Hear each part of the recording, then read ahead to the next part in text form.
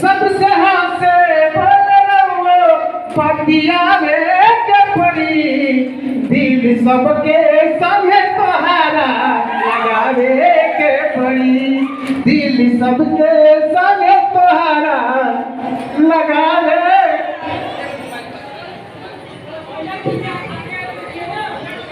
देखिए सर्वप्रथम कोई काम करने से पहले देखिए सुन लीजिए, वेट करिए, एक मिनट वेट करिए। अच्छा, आज इस भरी सभा में सबके सामने कुछ रवलों से पूछना चाहता है, पूछ सके नहीं? हमारे वीडियो में कुछ गलत लगे लगा?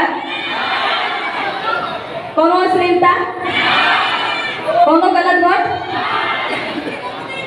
फिर अश्लील वीडियो काहे बोला? अश्लील वीडियो में इतना सपोर्ट काहे होता?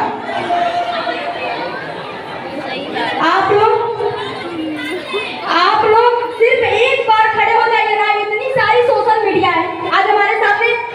हमको नहीं लगता है कि आप हमारे सब्सक्राइबर हैं, आप हमारी फैमिली हो। अपने फैमिली से खुल के बात कर सकते हैं, आप भी हमसे बात कर सकते हैं, ठीक है?